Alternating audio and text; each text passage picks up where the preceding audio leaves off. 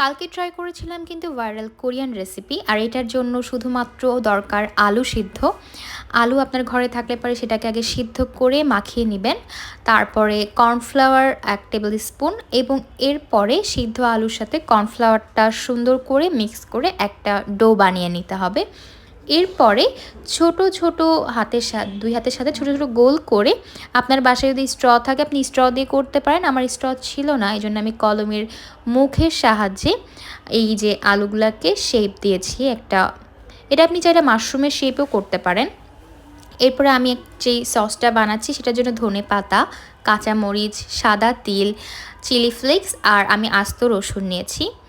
আর অপরদিকে কিন্তু আমি চুলায় গরম পানিতে ছেড়ে দিচ্ছি হচ্ছে এই বানিয়ে রাখা আলুগুলোকে। আর সসের মধ্যে আমি দিয়েছি আরও লবণ, তারপরে দিয়েছি হচ্ছে টমেটো সস আর সয়া সস। আমি 2 রকমের সস ইউজ করেছি, এখানে চাইলে আরও কয়েক রকমের সস আপনারা ইউজ করতে পারেন।